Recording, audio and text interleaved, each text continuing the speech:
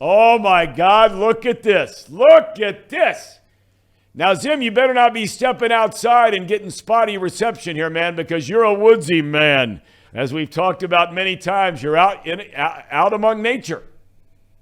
Am I good? Is my You're signal good. good? You're good. You sound You're good. looking good out there, man.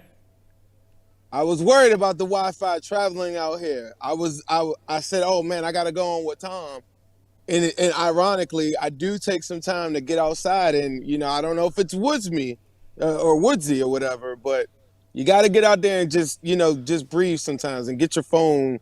I had my phone in the house. I just ran in and got it, but sometimes I just sit out here. You got to think, get away from the stuff, clear your mind, and tap into your inner Thom, tap into your inner Casey. You know what I mean? So like that's what I was doing this morning. So, are you close to the koi there, or what? No, that's in the front. I'm in the back. Wait a minute. You have an estate that calls for you to have a koi pond in the front yard? They don't mess with me out here. I'm out here in the woods, bro. I do whatever I want out here. One day, if I had good reception, I would take you on a trail. I dug out a trail back here, but I kind of ride four-wheelers and I walk back here and stuff. So, yeah, that's why I live out here, so I could just do this stuff. So you're really a guy, Zim, on so many levels, and that really is not only tuned into football and your family and all that kind of, but I mean you are one with God and nature and all that kind of thing. When you're just walking outside and trying to clear everything out and just bring everything down the temperature a little bit, right? Am I right on that? You got to. I am an evil villain online. Don't get it twisted. So you got to have a little bit of confidence. You got to be able to distinguish what is good information, what is like fluff, all that stuff like that. And if you stay in the same thing, you don't really get a different perspective. I'm always interested in hearing everybody's different perspectives on whether it's football or wherever they're from. I think that's very interesting. I know every time you talk to somebody, you usually ask them like, hey, like, where you from? And that's the Yeah. great thing about life is like you get a chance to like figure out like, okay, like this is a new perspective. And that's very interesting to me as well. All right, let me ask you then your perspective, because we were going back and forth about this before you came on the program. What's your whole read on this Justin Reed thing and the comment he made yesterday? And, I didn't think it was a big deal. It's one thing to read it. It's another thing to watch it. I mean, I don't think it's a big deal because I think a lot of these guys, they just know the other players on the other teams by a number as they're preparing in the film room to get ready for him every week. Did you think this was a big deal? I do. I'm going to tell you why I think it is a big deal. A lot of their fans, like we talk to them on Twitter Spaces and we interact with them on Twitter, and it's so crazy to me that after losing to us twice, they still think that everything is exclusive to them. They think that Chris Jones missing on Joe Burrow, like that doesn't happen every single week. They were like, I mean, that'll never happen again. I'm like, you got to watch the Bengals play. Joe Burrow makes somebody miss up front every single week. They think that Lou Anarumo dropping 8 into coverage is something that was exclusive to them. I'm like, this is what happens every single week, and they don't really educate themselves on our players. Whereas I feel like the Bengals fans, we go and look up the stats. We go look up my good friend Andrew Russell with PFF. He immediately went to the Justin Reed stats. Like, we don't talk trash. We go look into this stuff, and then when you start to tell people the truth, they get mad and be like, "Oh, you're talking trash." You notice that he started that, and then I thought this is the part where I think is really important. Jamar Chase and Tyler Boyd and DJ Reed aren't guys that go on Twitter and tweet stuff. And if they do that, I feel like they're really confident in the matchup that they have ahead. And furthermore, I think that the last time I saw somebody call out the wide receivers before the game, it was Wink Martindale, and you know how that ended. Essentially put up 1,000 yards on him and he got fired. So, like I think that's a big deal. They were saying, like, Chiefs fans were like, hey, I think it's really cool you guys are going back and forth. I was like, I don't think it's cool for you guys. I really don't. I think our guys are savages, and they look for, like, they don't need any of this to bring them up. But if they feel slighted, they will go and seek you out. And I think that's really important to know. I think it's a big deal.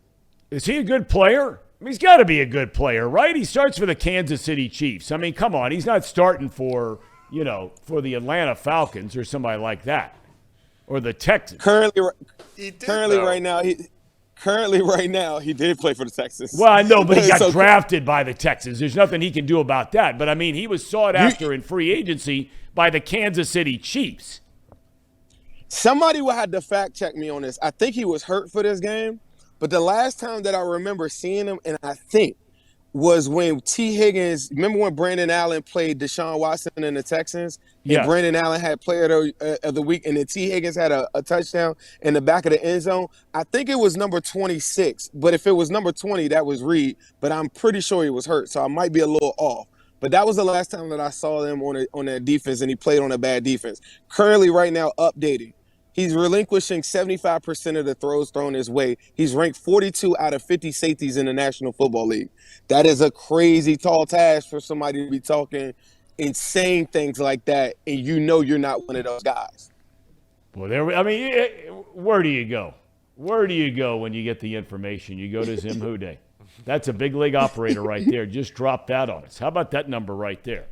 All right, hey, look, I'm doing some research getting ready for the game. Patrick Mahomes has done something here in the last 6 weeks that's only been done by two quarterbacks in the history of the league, Dan Marino and most recently Drew Brees in 2012, I think, if I'm remembering correctly. He's thrown for 320 or more yards in 6 straight games. You even said yourself that you were a little bit concerned about this Bengals secondary without a Woozier. We know he's gone for the year. What are your thoughts on that matchup? I think that the Kansas City Chiefs, I'm going to put it into perspective like this. If he doesn't throw for 320 yards, they're not going to win the game. In retrospect, and to look at the in contrast, let's look at Joe Burrow. Do you feel the same way about Joe Burrow and the Bengals winning the game? Like he has to throw for 320? No. Advantage Bengals. All right, but I'm asking you, do you think the Bengals have the personnel? We've talked about the lack of a quote-unquote pass rush, okay? Outside really of Hendrickson, occasionally push from Reeder in the middle when he's healthy, occasionally Hubbard coming from the outside. Hubbard's playing great, but not known as an elite pass rusher. Do you worry they can stop this Kansas City passing game? I think I hate to go to last year, but it was so recent. It was just 9 months ago.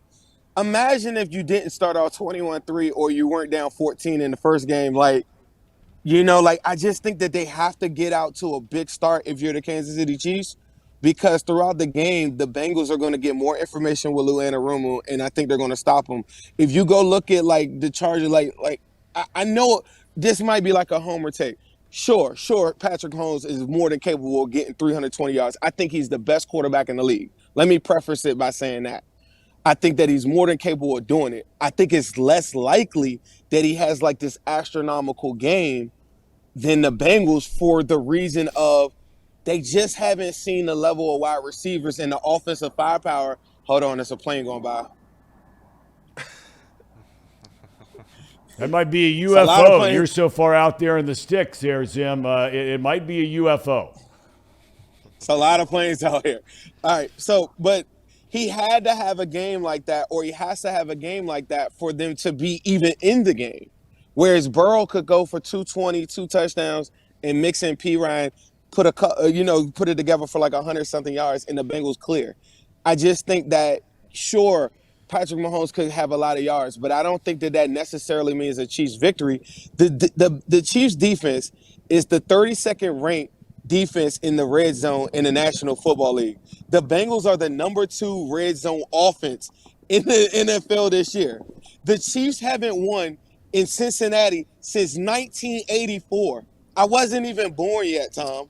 So when people tell me a lot of this stuff about the Chiefs, this is not the Patriots. Remember, we battle with guys that won 6 championships. We battle with guys that have won 2 championships on a weekly basis.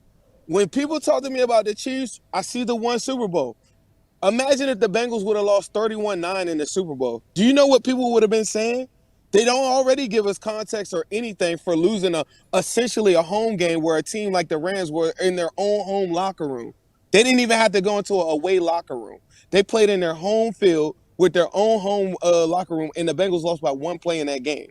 Do you think that the Chiefs coming into here, who just gave up yards, like they gave up 30 points to the Chargers with no Keenan Allen in a depleted wide receiving core? Again, Tom, I'm telling you, I get it. The Chiefs are going to get yards, and Patrick Mahomes is going to do something special.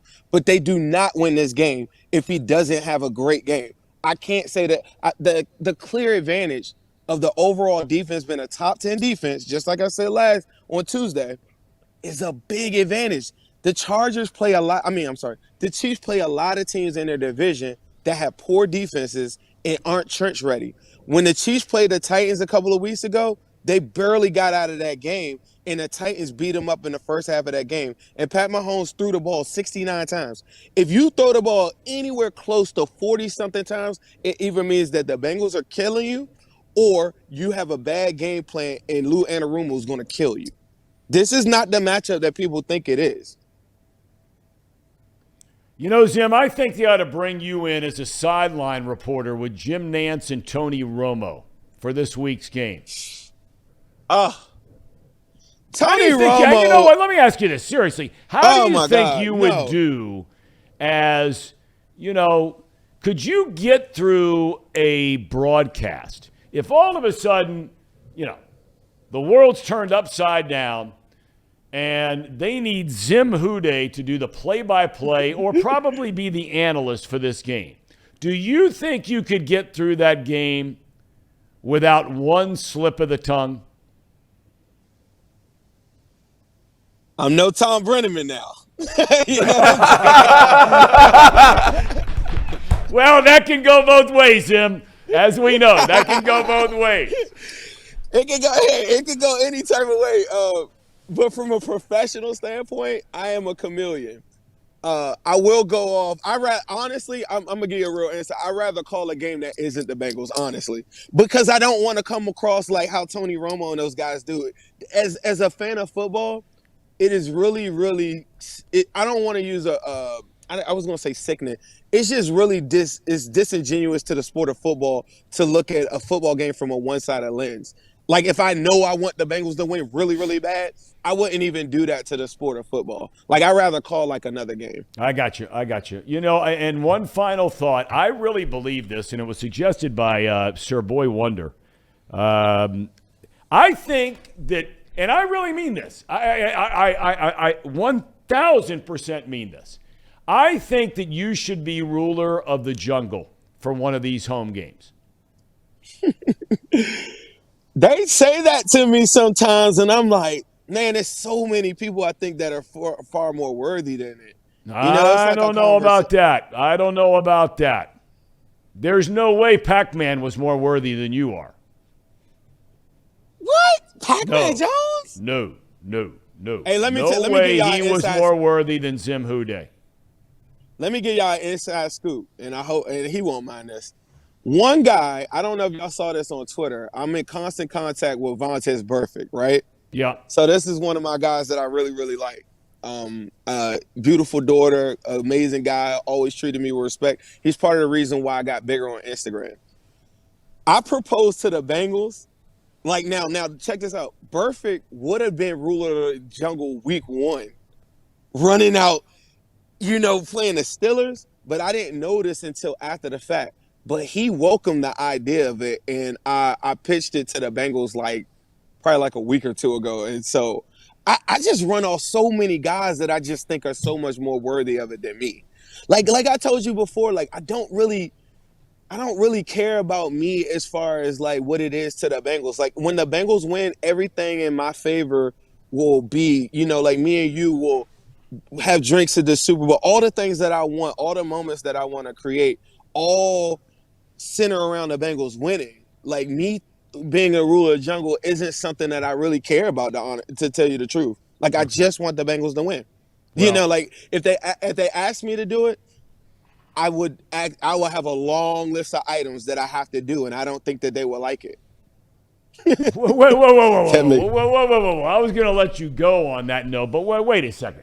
You mean to tell me if the Bengals ask you to be ruler of the jungle, you're going to come to them with a laundry list of items that they would have to agree to? Tell us just one or two of those. What would they be? Can I curse one time? Go ahead. You can curse as much as you want. I would have to get on the microphone and say, fuck the Steelers. Like, I just couldn't. I would be doing a disservice to everything that everybody came. You know, like, I get energy from the people commenting. They be like, Zim, you should say this. You should say. I couldn't go out there and just be hush hush. Now, doing a sports broadcast like that question you asked me earlier, that's totally different. If I'm gonna be Zim Whodey out there, I gotta drop the mic out there. I gotta go crazy. I gotta run around it. They gotta let me run around the stadium, around Paycor. I need to do a full lap. There's some items that have to be done if they were to make me rule the jungle. And if it wasn't like that, I don't want the people to see it like that. They need to get turned up on a different level. They need to see this Zim Whodey stuff go like out of this world. Well, I think that Casey and Paul and Brandon collectively allegedly have some kind of pull with Katie Blackburn, and perhaps Katie. Goes right all the way up with Troy and Mike, and so I think we ought to try and make it happen. Zim, we're going to check back with you next week. What's that? Talk to Elizabeth. She'll vouch for me. That's a person that really, I think she likes what I do. I know that she watches a lot of my moves, so that's somebody that 100% will be on board with it. But I don't know if everybody else in that building would be, but she would. I think they would be. I mean, you had the other day the one clip that we put up on social media.